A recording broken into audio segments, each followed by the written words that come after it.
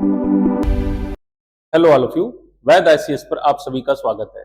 आज हम आपके सामने एक सवाल लेकर आए हैं और ये सवाल है विशेष तरह के भारत के बनाए हुए अस्त्र यानी कि भार्गवास्त्र पर। और ये क्वेश्चन जो है हम दोनों लोग मिलकर सॉल्व करने जा रहे हैं और देखते हैं कि भार्गवास्त्र आखिर में है क्या। तो प्रश्न ये कहता है कि with reference to the Bhargavastra system recently developed by Solar Defense and Aerospace Limited SDAL, consider the following statement। SDAL ने अभी अभी एक भार्गवास्त्र नाम के अस्त्र का निर्माण किया है और इस आधार पर निम्नलिखित कथनों पर विचार करिए। पहला कथन कहता है it uses both unguided micro rockets and guided micro missiles for neutralising drone targets, यानी कि ये जो अस्त्र है या ये जो वेपन सिस्टम है ये अनगाइडेड और गाइडेड, निर्देशित और अनिर्देशित दोनों प्रकार के रॉकेटों का प्रयोग करके ड्रोन हमलों से सुरक्षा प्रदान करता है। दूसरा कथन कहता है the system is design exclusively for use in plains and low altitude region, यानी कि इस सिस्टम की सहायता से हम केवल समतल स्थानों और निचले स्थानों पर ही ड्रोन का हमले से सुरक्षा प्राप्त कर सकते हैं।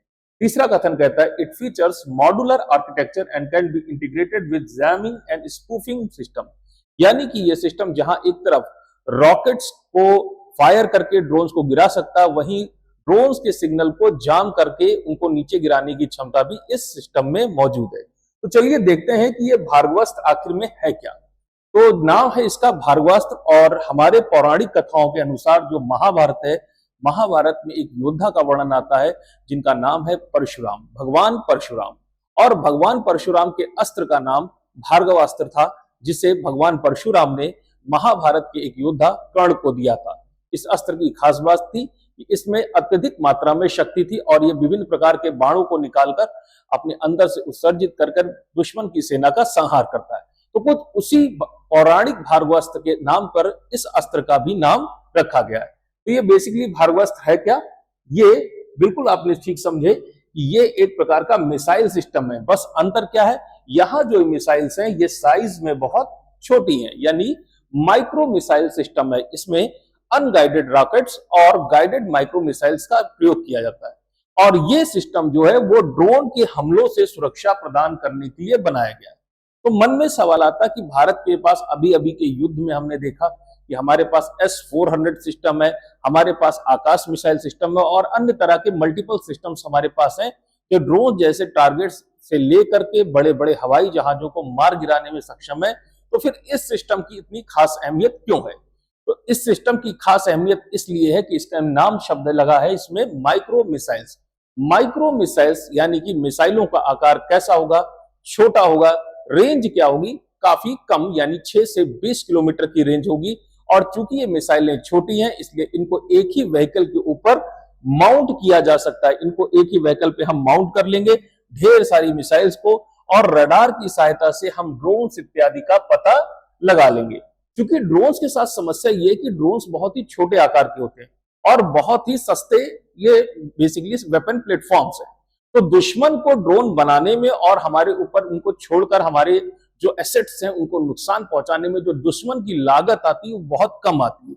लेकिन एक 20,000 25,000 के ड्रोन को गिराने के लिए आपको 1 करोड़ रुपए की मिसाइल जैसे आकाश या S-400 जैसी मिसाइलों को तैनात करना पड़ता है। यानी कि ड्रोन जहां एक तरफ सस्ते टारगेट्स हैं उनको न्यूट्रलाइज करने के लिए हमें बहुत ज्यादा मात्रा में खर्च करना पड़ता है और आकाश मिसाइल सिस्टम या S-400 जैसे मिसाइल सिस्टम को बड़े पैमाने पर अपनी सीमा पर हर जगह तैनात करना भी फीजिबल नहीं होता।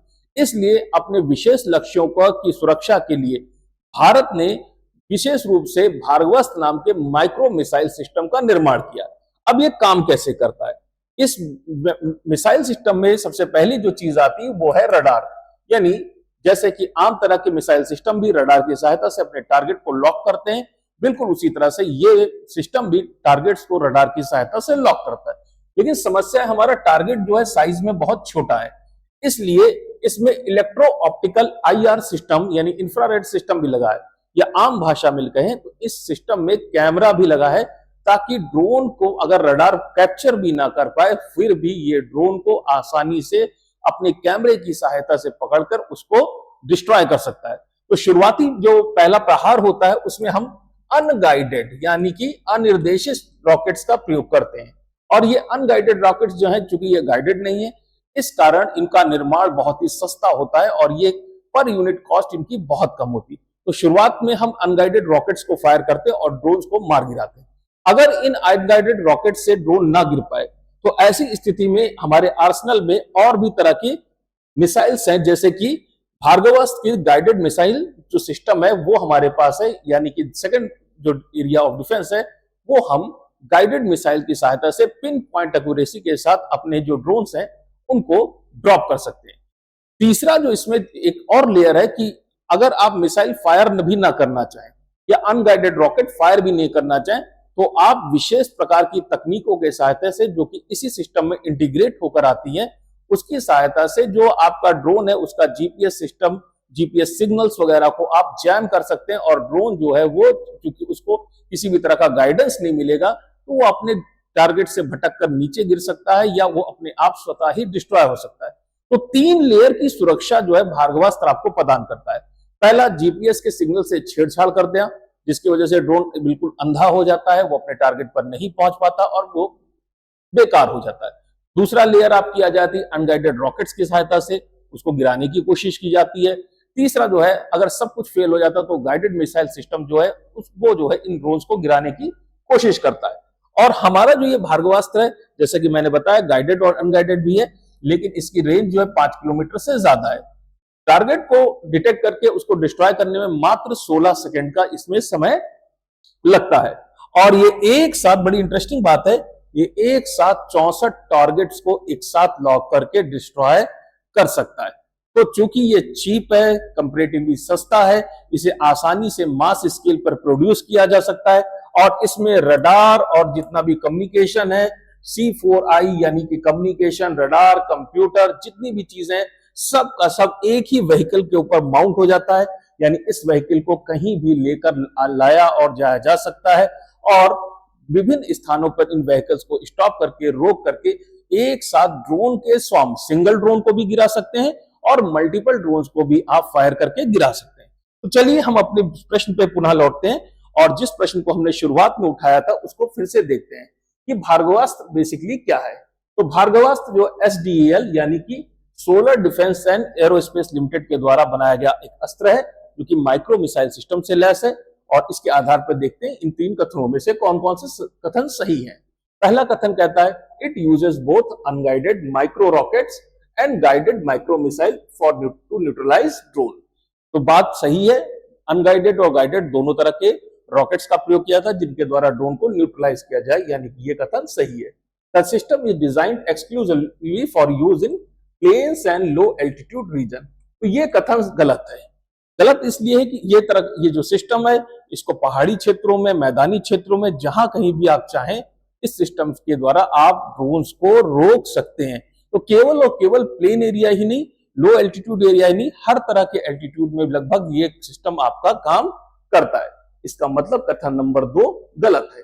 तीसरा कथन कहता है, it features modular architecture and can be integrated with jamming and spoofing system. तो हमने जैसे बात की, ये जीपीएस सिग्नल्स को रोक सकता है और ड्रोन को ये अपनी दिशा से भटकाकर उनको बेकार कर सकता है, यानी इसमें जैमिंग के उपकरण भी लगे हुए हैं, यानी कि तीसरा कथन भी सही है।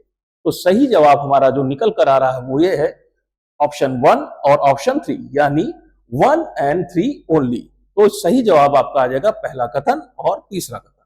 तो मुझे आशा है आपको ये वीडियो लेक्चर पसंद आया होगा और जो भी चीज आपके मन में बात है, जिन भी टॉपिक्स के ऊपर आपके बारे में आप बताना चाहें या आप पूछना चाहें, जिनके बारे में आप उल्लेख करना चाहते हैं, जिन टॉपिक्स के बारे में आप कुछ नया सीखना चाहते हैं, उनको हमें कमेंट करके जरूर बताइएगा।